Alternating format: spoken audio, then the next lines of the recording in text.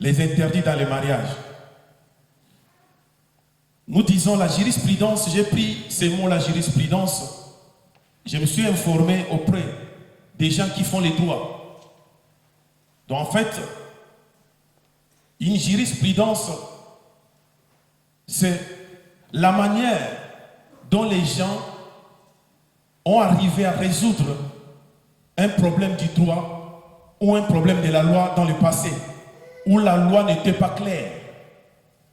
La manière dont ils ont interprété et qui nous servent aujourd'hui comme des références. Comme des références. Mais c'est que j'ai constaté que la jurisprudence du droit humain est différente avec la jurisprudence de la loi de Dieu et de la volonté de Dieu. Amen. J'ai pris un exemple, je parlais une fois ici du 5e amendement de la loi américaine, de la Constitution américaine.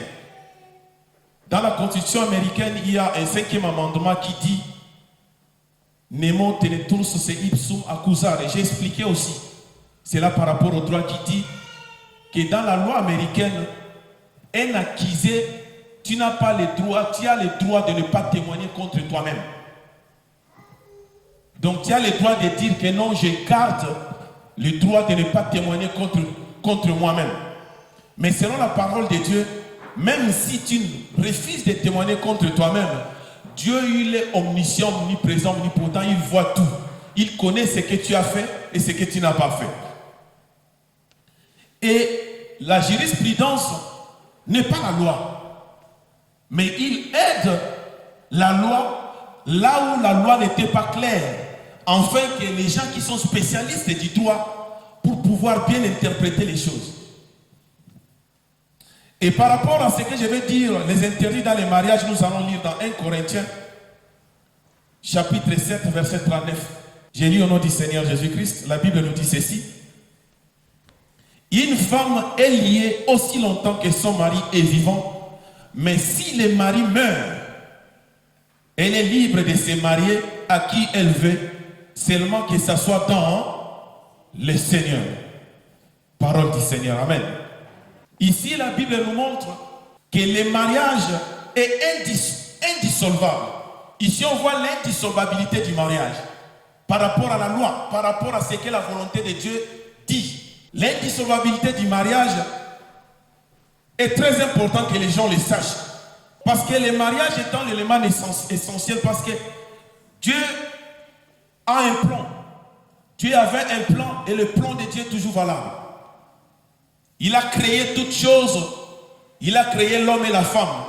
Il a institué lui-même le mariage comme un instrument pour l'expansion de l'humanité. Amen. Dans le mariage, la création d'une famille, c'est pour que les gens puissent se multiplier sur la surface de la terre. Pour l'expansion de l'espèce humaine. Et Dieu a protégé cette institution. C'est pourquoi tous les principes qui sont dans la parole de Dieu, c'est pour que cette institution reste dans la sainteté, dans la volonté de Dieu. Et Dieu a protégé cette institution. C'est pourquoi il dit dans Genèse 1, 28, il dit, Dieu les bénit et Dieu leur dit, soyez féconds, multipliez-vous, remplissez la terre et l'assujettissez.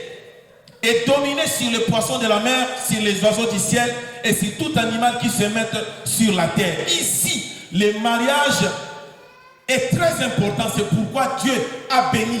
Ici, j'insiste, le mariage qui est dans la volonté de Dieu doit être béni par Dieu lui-même. Si vous êtes un enfant de Dieu et que vous voulez vraiment marcher dans la volonté de Dieu, le mariage coutumier n'est pas suffisant. Amen. Parce que je ne suis pas contre la coutume. La coutume, en fait, c'est la manière ou l'habitude d'un peuple, la manière dont un peuple vit. Et dans la coutume, il y a beaucoup de principes et de règles qui sont contre la volonté de Dieu. Et nous le savons tous. Et le mariage civil aussi n'est pas suffisant. Il ne faut seulement pas s'arrêter là dans les mariages civils. Parce que même la loi, les droits humains, a des faiblesses, a des erreurs. Nous voyons les mariages pour tous. Nous voyons comment tu te promènes et tu trouves un homme et un homme qui sont ensemble, qui s'embrassent, qui font tout parce qu'ils sont mariés. Et nous, les enfants de Dieu, quand nous le voyons, nous savons que ça, ce n'est pas pour la volonté de Dieu, c'est contre la volonté de Dieu. C'est pourquoi le mariage civil seul n'est pas suffisant. C'est pourquoi j'ai dit que le mariage étant une alliance, il faut que cela vienne aussi devant le Seigneur. La bénédiction nuptiale est très importante pour un enfant de Dieu qui prie. Amen. Il est vraiment très important. C'est pourquoi ici la Bible nous dit, Dieu les bénit. Dieu a béni les couples. Le premier couple a été béni par Dieu. C'est la volonté de Dieu qui est l'union entre un homme et une femme. Même si vous passez selon les coutumes, je ne suis pas contre ça. Vous allez dans l'état civil, c'est très important parce que j'ai dit, c'est une alliance aussi devant les hommes. Vous le faites bien. Mais il est très important de le faire aussi devant les seigneurs. Une alliance qui est scellée par les seigneurs parce que c'est le Seigneur qui a institué lui-même le mariage. Et il a dit dans sa parole, le Seigneur leur bénit et leur dit.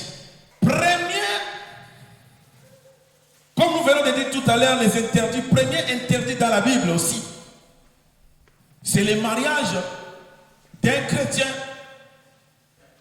et d'un incirconcis. Amen. Dieu avait interdit depuis des dispensations antérieures. J'ai bien dit que la jurisprudence, c'est une référence, la manière dont les gens antérieurs, donc avant, des gens antérieurs ont résolu les choses, la manière dont ils ont fait, qui nous servent de référence. Dieu avait interdit aux enfants d'Israël d'épouser les païens. Dieu savait pourquoi. Mais maintenant, voilà une jurisprudence qui vient s'associer à l'interdiction de la part du Seigneur. Dans 1 Corinthiens chapitre 7, que je vais parler aujourd'hui et pouvoir marteler un tout petit peu. 1 Corinthiens 7, verset 12 à 16 dit ceci. Aux autres, ce n'est pas moi. Aux autres, ce n'est pas le Seigneur qui dit. Cette parole, ce n'est pas moi qui écrit, c'est l'apôtre Paul. Il dit aux autres, ce n'est pas le Seigneur, mais c'est moi, Paul, qui dit. Et qu'est-ce que Paul dit? Il dit, si un frère a une femme non croyante et qu'elle consente à habiter avec lui, qu'il ne la répudie point. Et si une femme a un mari non croyant et qu'il consente à habiter avec elle, qu'elle ne répudie point son mari, car le mari non croyant est sanctifié par la femme et la femme non croyante est sanctifiée par les frères. Autrement, vos enfants seraient impurs, tandis que maintenant ils sont saints. Si les non croyants se séparent, qu'ils se séparent. Le frère ou la sœur ne sont pas liés dans ces cas-là. Dieu nous a appelés à vivre en paix, car que sais-tu, femme, si tu sauveras ton mari? Que sais-tu, mari, si tu sauveras ta femme? Amen. Amen, amen, amen. L'apôtre Paul, Dieu a institué le ministère des apôtres pour poser le fondement. Quel fondement? Le fondement de l'Église. Je l'ai toujours dit. Le rôle des apôtres, c'était de poser le fondement de l'Église. C'est pourquoi la Bible dit, nous sommes édifiés par le fondement des apôtres. Je parle des apôtres de Jésus-Christ et je l'ai enseigné ici. J'ai dit, il y a eu en tout 14 apôtres de Jésus-Christ. Ils ont été institués pour poser le fondement de la saine doctrine. Et ici, l'apôtre Paul, poussé par l'inspiration, il a institué une jurisprudence. Parce que la loi de Dieu dit qu'il ne faut pas se marier avec des chrétiens dans des dispensations. Et nous savons que la révélation est progressive. J'ai toujours prêché ici à l'église comment est-ce que la révélation progresse dans le temps de dispensation en dispensation, d'âge en âge ou administration par administration. Nous avons vu dans des dispensations antérieures que quand une dispensation entre en vigueur, il y a une nouvelle révélation. À part une nouvelle révélation, il y a des principes, des lois qui s'ajoutent, des lois conformes à cette nouvelle dispensation. Et il y a aussi des dispositifs, des principes qui étaient dans cette dispensation avant, antérieure, qui deviennent non permanents. Donc ça signifie qu'ils ne doivent plus être appliqués dans la nouvelle dispensation. J'ai toujours donné des exemples ici. Amen. La première dispensation, c'était l'innocence. Quand on parlait de l'innocence, il y avait une loi qui était établie dès sa première institution de cette dispensation, de ne pas manger l'arbre de la connaissance du bien et du mal. C'était ça la responsabilité de l'homme. Mais quand l'homme a échoué dans cette dispensation, Adam et Ève ont échoué, le péché est entré. Il y a une nouvelle dispensation qui est venue. Dans cette nouvelle dispensation, il y a des nouveaux principes qui sont entrés en vigueur. La repentance. La repentance qui doit passer au travers des sacrifices des animaux. Amen. Et après cette dispensation, il y a eu de nouvelles révélations. Il y a eu des principes et des règles, etc. Jusqu'à ce que la loi est venue. Il y a plusieurs autres dispensations qui sont passées. La loi est venue. La loi aussi est venue avec de nouvelles règles, de nouveaux principes, de nouvelles lois dans cette dispensation-là. Et après la loi, c'est la grâce, la dispensation actuelle où nous sommes, l'Église. Dieu a toujours dit de ne pas épouser des païens. Pour quelle raison? Nous le lisons dans la Bible. Dans 1 Roi, chapitre 11, verset 1 à verset 12. À verset 12. Le roi Salomon aima beaucoup de femmes étrangères, outre la fille de Pharaon, des Moabites, des Ammonites, des Édomites, des Sidoniens, des Étiennes, appartenant aux nations dont l'Éternel avait dit aux enfants d'Israël, vous n'irez point chez elles, et elles ne viendront point chez vous. Elles tourneraient certainement vos cœurs du côté de leur Dieu. Ce fut à ces nations que s'attacha Salomon, s'entraîner par l'amour. Il y eut 700 princesses pour femmes et 300 concubines, et ces femmes détournèrent son cœur. À l'époque de la vieillesse de Salomon, ces femmes inclinèrent son cœur vers d'autres dieux, et son cœur ne fit point tout entier à l'Éternel son Dieu, comme l'avait été le cœur de David son père. Salomon alla après Astarté, divinité des Sidoniens, après Milcom, l'abomination des Ammonites, et Salomon fit ce qui est mal aux yeux de l'Éternel, et il ne suivit point pleinement l'Éternel comme David son père. Alors Salomon bâtit la montagne qui en face de Jérusalem est haut lieu pour Kemosh, l'abomination de Moab, pour Moloch, l'abomination des fils d'Ammon. Et il fit ainsi pour toutes ces femmes étrangères qui offrent des parfums et des sacrifices à leur Dieu. L'Éternel fit irriter contre Salomon parce qu'il avait détourné son cœur de l'Éternel, le Dieu d'Israël, qui était à Paris 2 fois. Il lui avait à cet égard défendu d'aller auprès d'autres dieux. Mais Salomon n'observa point les ordres de l'Éternel. Et l'Éternel dit à Salomon, puisque tu as agi de la sorte et que tu n'as point observé mon alliance et mes lois que je t'avais prescrites, je déchirerai les royaumes de dessus toi et je les donnerai à ton serviteur. Seulement, je ne les ferai point pendant ta vie à cause de David ton père. C'est la main de ton fils que je l'arracherai. Parole du Seigneur. Amen. Vous voyez pourquoi Dieu avait interdit, pourquoi il y avait cette interdiction-là de mariage hybride, comme je l'ai dit, hybride, donc des païens et des chrétiens. C'est à cause de ça. Parce que celui qui est chrétien, il adore un vrai Dieu. Mais celui qui n'adore pas le vrai Dieu, il est païen. Et que l'amour est censé être pur. Et quand tu aimes maintenant une femme qui adore de Dieu étranger, ils peuvent corrompre ton esprit jusqu'à ce que tu puisses commettre ce que Salomon a fait. Et la différence entre nous et Salomon, Salomon, au début de son règne, il a fait il demande à Dieu de lui donner quoi? La sagesse. Dieu lui a donné la sagesse qu'aucun roi sur la terre, aucun roi sur cette terre de vivants a été sage et intelligent comme Salomon. Lisez des livres de Salomon. Lisez Ecclésiaste. Vous allez voir la grandeur de la sagesse que Dieu a donnée à Salomon et l'intelligence. Des gens venaient partout pour tout simplement admirer cette sagesse.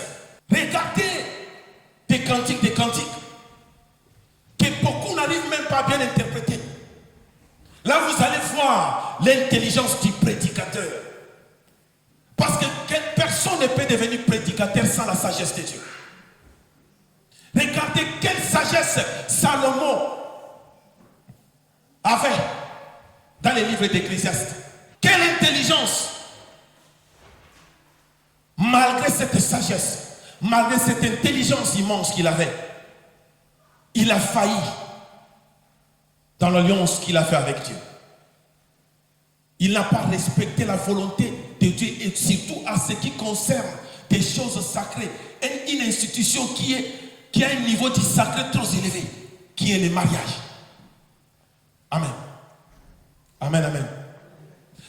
Il est allé toucher aux interdits. Et la Bible dit que toutes ces femmes-là l'ont conduit à devenir idolâtres. Et la colère de Dieu s'est enflammée sur Salomon. Si aujourd'hui le royaume d'Israël était divisé en deux, le royaume de Samarie et celui de Juda, c'est à cause de manque de respect des principes de Dieu dans ce qui concerne le mariage. Le mariage est la cellule de base. La famille, c'est la toute première église. Amen. Étant une première église, Dieu protège son église. La Bible dit, Dieu lui-même il dit que non, les séjours des morts ne prévaudront jamais contre son église. Et la toute première église, c'est la famille. C'est l'homme qui va s'associer à une femme, qui va fonder une famille pour avoir des enfants. Il faut que cette cellule soit protégée. C'est pourquoi Jésus avait dit aux disciples qu'au commencement, il n'était pas ainsi. Les mariages, ce n'était pas ainsi. Mais Moïse a permis certaines choses à cause de la directive de vos cœurs. Ça signifie qu'il y a des jurisprudences que des hommes de Dieu qui ont introduit dans la vie des croyants qui étaient devenus comme aussi un instrument qui a conduit beaucoup dans l'erreur. Et aujourd'hui qui conduit aussi beaucoup de serviteurs et beaucoup de chrétiens dans cette erreur-là.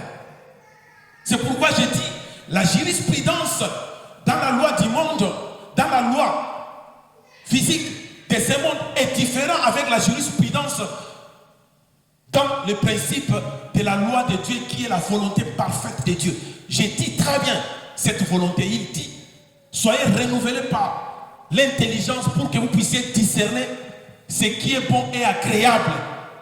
La volonté parfaite de Dieu, ce qui est bon et agréable. Donc cette volonté-là de Dieu est exprimée par sa parole. Par tout ce qui est écrit dans l'Ancien Testament et le Nouveau Testament. Mais le problème, c'est comment interpréter cette volonté de Dieu. Amen. Cette loi-là que Dieu a donnée aux enfants d'Israël depuis l'époque antérieure est exprimée encore dans 1 Corinthiens chapitre 6, versets 14 à 18. Avant que nous parlons de l'exception et de la jurisprudence que l'apôtre Paul a introduit. Il dit, ne vous mettez pas avec les infidèles sous un joug étranger. Car quel rapport y a-t-il entre la justice et l'iniquité? Qu'y a-t-il de commun entre la lumière et les ténèbres? Quel accord y a-t-il entre Christ et Bélial? Ou quelle part a les fidèles avec les infidèles? Quel rapport y a-t-il entre les temples de Dieu et les idoles? Car nous sommes le temple de Dieu vivant, comme Dieu l'a dit, j'habiterai et je marcherai au milieu d'eux, je serai leur Dieu et ils seront mon peuple. C'est pourquoi sortez du milieu d'eux et séparez-vous, dit le Seigneur. Ne touchez pas à ce qui est impur et je vous accueillerai. Je serai pour vous un père et vous serez pour moi des fils et des filles, dit le Seigneur Tout-Puissant. Amen. Amen, amen. Vous allez voir que la malédiction a touché beaucoup de couples dans le présent, mais les gens ne le savent même pas. Amen. Parce que la parole de Dieu est claire. Et si vous voyez maintenant, l'apôtre Paul maintenant dans sa jurisprudence, il dit clair à la fin. Il dit clair, il dit, si les non-croyants se séparent, qu'ils se séparent, ça signifie, malgré qu'il a donné cette autorisation-là à la dispensation de l'Église d'épouser un non-croyant, il dit aussi que si les non-croyants veulent se séparer, qu'ils se séparent. Pourquoi? Parce qu'il n'y a rien qui les unit. Il dit encore, il dit que cet homme, si tu peux convertir ta femme, ou femme, si tu peux convertir ton mari. Le problème réside là, que si tu prends la décision d'épouser une païenne, tu dois savoir que tu as le devoir de la convertir. Parce que si tu ne la convertis pas, elle devient un danger pour toi. Là, la parole est claire. Amen. C'est clair là. Il dit, femme, si tu acceptes de prendre un homme qui est un païen, oui, tu vas la sanctifier. Tu as le devoir de les convertir. S'il ne se convertit pas, il devient aussi un danger. Et surtout pour une femme, parce que l'homme est toujours le chef de la femme, même s'il est païen. Quand vous vous mariez, c'est la loi de Dieu aussi, c'est la volonté de Dieu. Dieu l'a établi. Quand j'ai commencé, j'ai dit déjà au début que la volonté de Dieu doit être respectée. Ce n'est pas aujourd'hui, ce n'est pas l'esclavagisme, non. Que l'homme est le chef de la femme, c'est ainsi que Dieu a institué cette institution. On ne peut pas le changer. Même si vous êtes présidente de la République, mais à la maison vous êtes femme au foyer, votre mari est votre chef. Même si vous êtes le chef d'État. C'est ça qui est dangereux maintenant quand une femme épouse maintenant un païen. Et quand il n'arrive pas à convertir ses païens, qu'est-ce qui va se passer? La femme sera obligée, il y a des fois, d'obéir à ce que le païen dit. Et ce qui va contredire maintenant la parole de Dieu. Et pourtant la Bible dit, mieux vaut obéir à Dieu plutôt qu'aux hommes. Amen. C'est ça qui devient un danger. Dans cette jurisprudence, l'apôtre Paul précise, ce n'est pas le Seigneur qui dit, mais c'est lui. En tant qu'un homme de Dieu, il prend la responsabilité. Et dans sa responsabilité, il explicite, si tu ne fais pas comme lui le dit là, il ne faut pas dire que non, l'apôtre Paul a commis une erreur, c'est à cause de l'apôtre Paul que je me retrouve dans cette condition. Il dit bien, c'est bien que tu épouses une femme qui est non-croyante, mais il faut la convertir. Sinon, elle devient une pierre d'achoppement pour toi, qui va te conduire dans des mésaventures. Amen. Un anecdote là, un exemple. Je suis témoin oculaire de ça. En Allemagne, je suis arrivé en Allemagne en 1996. Il y avait un grand serviteur de Dieu que je ne vais pas citer les noms. J'ai œuvré aussi dans cette église. Il s'est marié avec sa femme. Et j'ai dit bien, il était déjà pasteur. Moi, j'ai œuvré dans cette église. Le pasteur de l'église, après la cérémonie religieuse, nous sommes allés dans la salle à la fête. Et maintenant, les mariés doivent entrer. Et quand les mariés entrent après, ils doivent ouvrir le bal, comme nous faisons souvent d'habitude. Et quelle était la chanson qui jouait? La chanson d'une star congolaise mondaine qui joue. Et c'était une chanson que les gens aimaient beaucoup à l'époque. Et le pasteur était là en train de danser avec sa femme. Cette chanson-là, ça a scandalisé l'église. Amen. Pourquoi? Parce que c'est la chanson préférée de sa femme. Sa femme disait que quand je veux me marier, je veux vraiment ouvrir le bal avec cette chanson. Et le pasteur qui était le responsable de l'église, Je ne parle pas d'une petite église, c'est une grande église. Asicomé a laissé les choses se passer de cette manière. Amen. Là, le diable se réjouit énormément. C'est là où l'église, il y a des fois nous perdons beaucoup de choses sans le savoir. Parce que nous voulons satisfaire les gens du monde. Nous voulons satisfaire les gens. Nous ne regardons même pas l'intérêt principal. La mission de l'église, c'est de convertir le monde. Et non le monde de convertir les gens de l'église. Amen. Il y a des choses que nous devons savoir. Faire qui tu es. Amen. Tu es une jurisprudence pour les jeunes de ce monde. Je répète, tu es une référence. Et ton référence, tu dois faire les choses bien pour que ceux qui suivent puissent aussi apprendre et à suivre le même chemin.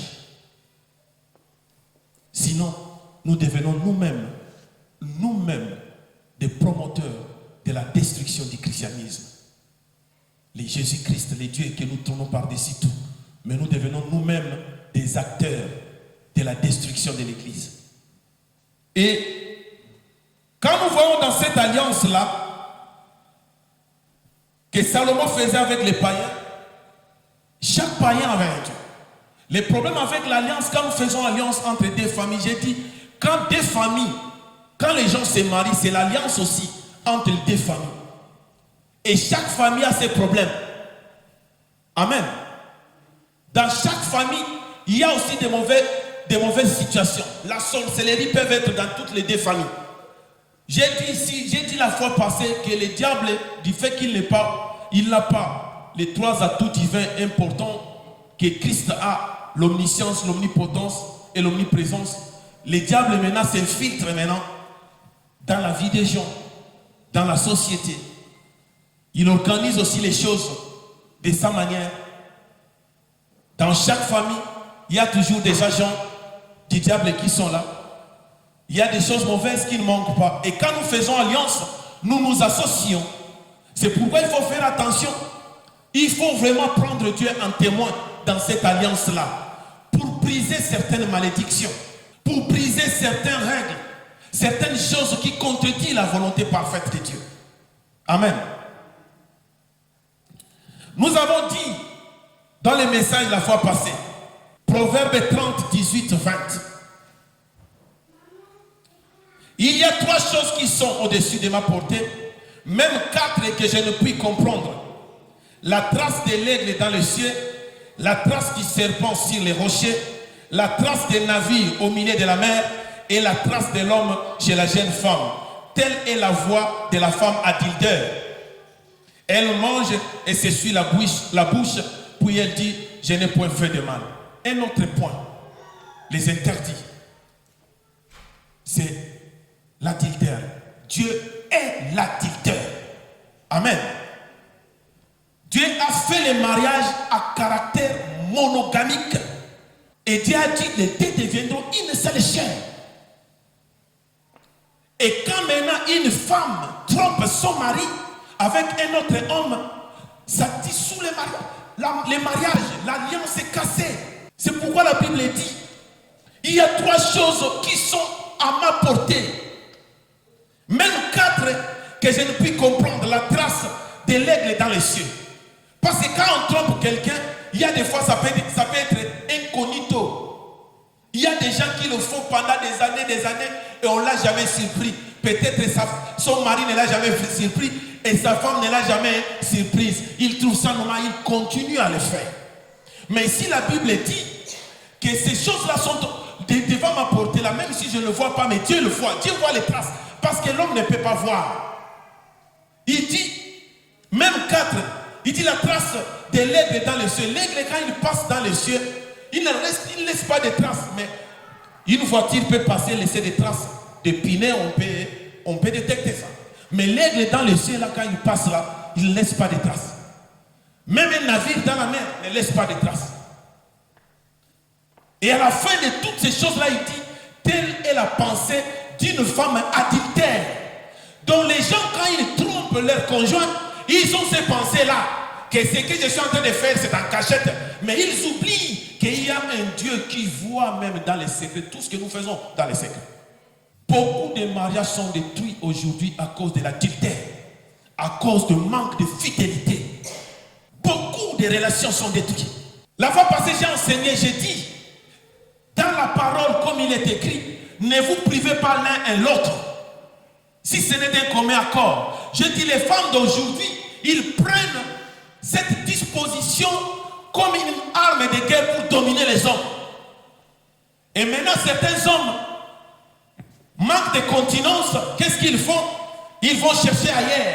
C'est là où des erreurs commencent. Il y a aussi des femmes, des hommes qui n'arrivent pas non plus à faire la même chose envers les femmes. Et les femmes aussi, dans leur tour, vont chercher ailleurs. Mais dans des dimensions, il y a même des couples qui s'entendent. Tu peux sortir avec d'autres hommes. Moi, ça me fait rien, quoi. Ou toi, si tu peux sortir avec d'autres femmes, moi, ça me fait rien. Tu es qui? Amen. Si tu es chrétien, tu vis selon la parole de Dieu, tu es tenté de commettre l'abomination, les interdits. Amen. Les interdits. Tu es le temple du Saint-Esprit, tu es le temple de Dieu. Et Dieu habite en toi. Il dit, tu ne peux pas faire les choses comme les gens du monde. Tu ne peux pas faire les choses comme le siècle présent. Laissez-moi dire ce genre de choses parce que beaucoup de chrétiens le font. Il y a beaucoup de chrétiens qui se livrent à des pratiques mondaines. Des relations en trois, des relations en quatre, des relations en ceci. Quand ils le font, tout ça c'est pour satisfaire le désir de la chair. Écoutez-moi maintenant, l'homme qui a goûté à la chair plus que nous tous là, il a goûté à la chair plus que tout le monde parce qu'il avait l'autorité. C'était un roi. Il avait la richesse. Il avait la sagesse ultime. Il avait l'intelligence.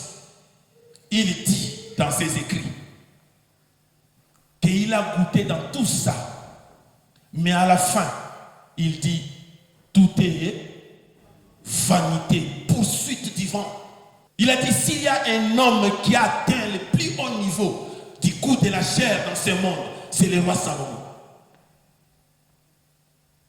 Et il nous dit que tout ça est vanité, poursuite du vent. Qu'est-ce que tu suis au juste? J'ai dit le but du christianisme, ce n'est pas seulement d'être béni sur les bénédictions que nous avons sur cette terre de vivants. Avoir la paix, être riche, avoir une bonne santé, etc., avoir un travail. Mais le but du christianisme, c'est pour hériter la vie éternelle. À quoi ça sert que tu puisses tout avoir de ce monde et enfin que tu puisses perdre ton âme pour hériter la mort éternelle? À quoi ça sert? Pourquoi suivre le vent? Pourquoi si les gens du monde disent que là-bas ils font ça, toi aussi tu veux faire comme eux? Dieu est contre ça, ce sont des interdits pour nous. Ce sont des interdits. Et une femme libre qui sort avec un homme marié commet l'adultère. Un homme libre aussi qui sort avec une femme mariée, tu commets l'adultère. Comment veux-tu recevoir une malédiction gratuite? Tu es encore jeune, tu as le temps de te marier, de pouvoir fonder ta vie. Ne suis pas ces femmes-là qui vous courent derrière. Comment toi, une jeune fille, tu as tout le temps de bien faire ta vie et tu suis cet homme-là qui te conduit dans cette abomination-là? Tu vas avoir un adjectif qualificatif qui est une abomination, adultère. Tu es encore jeune. Cherche un homme à toi. Et l'adultère est condamnable. C'est une abomination. Une abomination devant Dieu. Et ça crée une frustration dans la vie des enfants. Amen. Parce qu'il y a des fois, c'est que nous, les parents, nous faisons. Nous ne voyons pas qu'est-ce que cela implique dans la vie des enfants. Et quand vous demandez à certaines personnes qui le font souvent, ils disent, moi je suis encore jeune, j'ai une vie devant moi, je ne peux pas rester comme ça, je dois aussi faire ma vie. C'est bien, tu vas faire ta vie. Mais est-ce que tu sais au moins ce que tu es en train de faire dans la vie de tes enfants? Amen. J'ai dit au début ici dans mon message, j'ai dit, Dieu a institué le mariage comme un outil de la reproduction de l'espèce humaine. Nous participons à la création de Dieu. Et il faut que c'est que la progéniture qui sorte de chez nous soit au moins une progéniture sainte. C'est pourquoi l'apôtre Paul dit, insiste, il faut que l'un des parents soit au moins chrétien pour que les enfants soient pires. Sinon les enfants sont impies. Mais combien aujourd'hui nous avons amené nos enfants dans des impuretés terribles à cause de nos égoïsmes. Nous sommes tellement égocentriques. Nous voulons seulement voir notre propre intérêt, nos besoins. L'apôtre Paul dit clair, ne vous privez pas l'un et l'autre si ce n'est d'un commun accord pour s'évaguer à la prière et remettez-vous rapidement. Sinon, le diable va vous tenter à cause de votre incontinence. Et nous avons défini l'incontinence ici la fois passée. Manque de quoi? Manque de maîtrise sur les désirs. Et plus précisément sur les désirs sexuels. Pourquoi vous vous privez l'un et l'autre? Est-ce que l'objet de votre mésentente peut être synonyme de cet aspect des comportements? Qu'est-ce qui n'est pas réparable? J'ai dit la fois passée ici, l'amour pardonne tout, l'amour supporte tout. Et quand on devient des responsables, on doit atteindre un certain niveau des choses. La maturité de comprendre les choses. Que nous sommes maintenant mariés et nous devons montrer des exemples. Et quand, avant de se marier, j'ai dit, quand on est fiancé, c'est le moment de se connaître et de se préparer parce que vous allez entamer une autre vie, faire des concessions, des choses que vous n'avez pas fait avant. Mais maintenant, quel est ce conflit-là aujourd'hui qui vous oppose, que vous ne pouvez pas faire des concessions pour chercher la paix et vous vous privez l'un l'autre pendant des moments très longs et cela entraîne quoi? Cela entraîne maintenant le péché. Et qu'est-ce qui vient après? L'adultère. Le mariage, ce n'est pas un terrain de boxe, ce n'est pas un combat entre un homme et une femme. C'est une alliance qui doit être trônée par la paix. La paix doit être au centre du mariage. Parce que Dieu ne peut pas instituer quelque chose avec des défauts. C'est nous les humains qui introduisons des défauts dans ce qui est une institution divine. Nous introduisons des choses qui sont tellement mauvaises, qui sont en train de détruire une institution sainte. J'ai toujours donné l'exemple du roi David. J'ai dit, le roi David était devenu vieux, mais pas vraiment extrêmement vieux, et il commençait à souffrir d'une maladie qui n'était ni cancer, ni malaria, ni typhoïde, ni prostate, ni quoi que ce soit. Ce n'était que le froid. Il avait froid. Et cette maladie, qu'est-ce que cela fait? Ça a cloué le roi David sur le lit. Mais c'est quoi? Des conseillers ont cherché des vases et moyens, ils ont dit mais non, mais cette fois-ci changeons des choses. On va chercher pour le Seigneur, le roi, une fille vierge pour qu'il vienne chauffer les rois. On a trouvé Abishag. Et j'ai toujours dit, je prends le roi David comme l'exemple d'une église. L'église aujourd'hui devient froide. C'est parce que beaucoup de combats, le roi David était un homme de combat, il a mené beaucoup de combats. Le premier combat, c'est d'abord dans sa famille.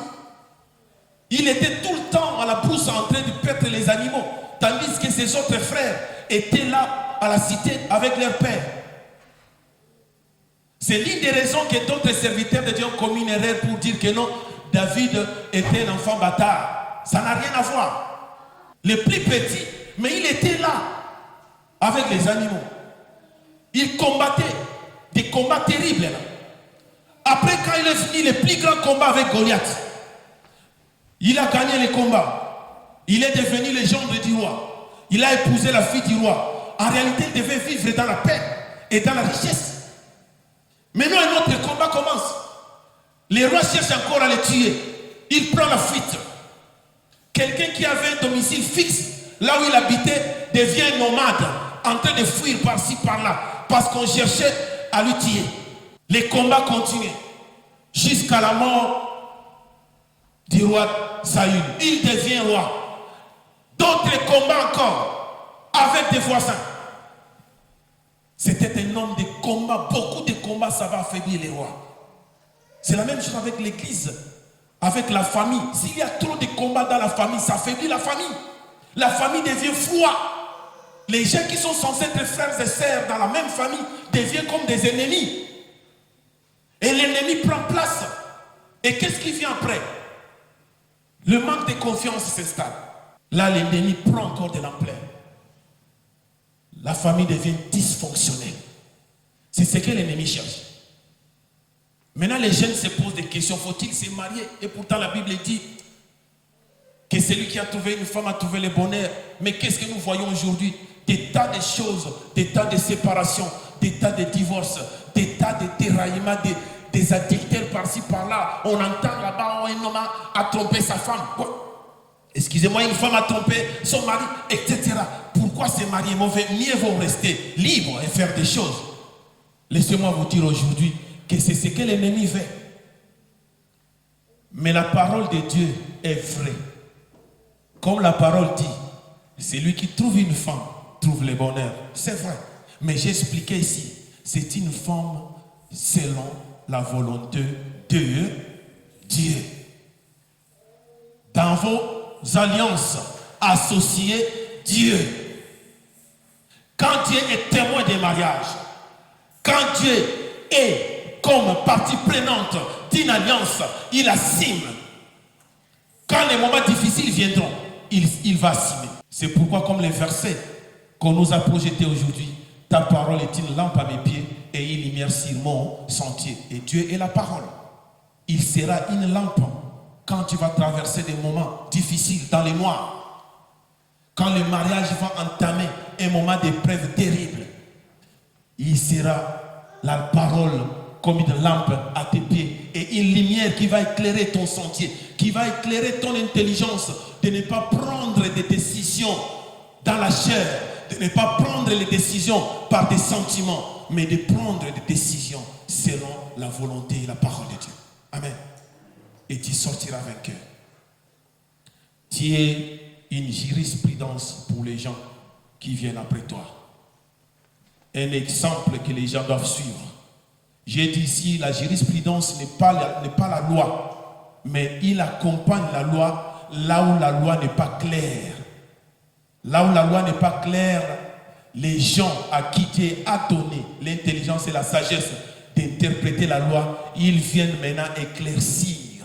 Et cela constitue une jurisprudence pour les gens comme nous aujourd'hui. Amen. C'est pourquoi la Bible dit clair. La Bible dit clair que l'adultère est interdit. L'adultère est interdit. Et cause d'adultère, je viens de le dire souvent, c'est l'incontinence. C'est l'incontinence qui amène beaucoup de gens à commettre l'adultère. C'est l'incontinence, l'un des points, l'un des causes. D'autres causes aussi, c'est la convoitise qui amène aussi les gens à commettre l'adultère. Mais laisse-moi vous dire aujourd'hui, la Bible est claire là-dessus. Si tu veux te marier, si tu ne veux pas convoiter la femme d'autrui, comme David a convoité la femme d'Iris, si tu ne veux pas que cela t'arrive, la Bible dit clair, faites à l'Éternel tes délices. Et lui, l'Éternel, qui sait bien ce que tu veux, il te donnera exactement ce qui te convient. J'ai dit au début, quand Dieu a créé Ève, il a créé Ève selon le modèle qui doivent être pour Adam, une femme éclatante, une femme savoureuse, une femme intelligente, une femme travailleuse, une femme sage, une femme belle. Pour que tu évites tout ça, c'est ça qu'il faut faire. Au cas où tu ne l'as pas fait, assume tes responsabilités, aime ta femme. C'est la femme que toi-même tu as choisie. Parce que s'il n'y a pas l'incontinence, si ta femme te donne tout ce que toi tu veux, pourquoi tu fais tout ça? Pourquoi tu te mets devant une abomination d'adultère? Si ton mari te donne ce que tu as, pourquoi tu adultères? C'est là, il est hyper important que tu passes à la délivrance. et que tu cherches la parole de Dieu, tu cherches la volonté de Dieu pour faire ce qui est bon, juste et agréable devant l'Éternel Dieu. Amen. Je suis arrivé à la fin pour ne pas aller trop loin. Comme je venais de dire tout à l'heure, ne vous mettez pas avec les infidèles. Les infidèles dans 2 Corinthiens 6, 14 à 18. Ne vous mettez pas avec les infidèles sous un joug étranger. Car, quel rapport y a-t-il entre les justes et l'iniquité? Qu'y a-t-il de commun entre la lumière et les ténèbres? Quand tu fais des erreurs, qu'est-ce que ton esprit te dicte? Quelqu'un qui a l'esprit de Dieu en lui, quand il commet une erreur, un péché, ça lui fait très mal. Il rentre directement, il s'agenouille, il se répand de ses actes et prend des décisions pour qu'il ne puisse plus continuer dans le même chemin. Il dit encore, qu'y a-t-il entre la lumière et les ténèbres? Quel accord y a-t-il entre Christ et Bélial? Si tu es en Christ, pourquoi veux-tu suivre le monde? Pourquoi veux-tu suivre la manière des gens du monde de faire les choses? Oh, les gens du monde, ils font ceci. J'ai entendu des noms comme ça. Ils font ça. Ils mettent ça. Ils mettent ça dans l'eau. Ils mettent ça dans ceci. Ils mettent ça dans ça. Pour ça, tout simplement quoi? Pour faire augmenter le plaisir. Pour faire quoi? Pourquoi tu veux suivre tous ces genres de choses? Qu'est-ce que toi tu as gagné là-dessus? Pourquoi tu veux faire comme les autres? Tu es unique. Tu es unique. Tu as une valeur. Tu as de la valeur unique. Tu n'es pas comparable à quelqu'un. Ou quelle part y a-t-il entre le fidèle et les infidèles? Quel rapport y a-t-il entre les temples de Dieu que nous sommes et les idoles? Car nous sommes les temples de Dieu vivant. Dieu nous a choisis et il dit, j'habiterai et je marcherai au milieu d'eux. Je serai leur Dieu et ils seront mon peuple. C'est pourquoi sortez du milieu d'eux et séparez-vous, dit le Seigneur. Sépare ce qui est mondain et ce qui est spirituel dans ta vie. Et vous serez pour le Seigneur des fils et des filles, dit le Seigneur Dieu Tout-Puissant. Nous allons lever, nous allons prier.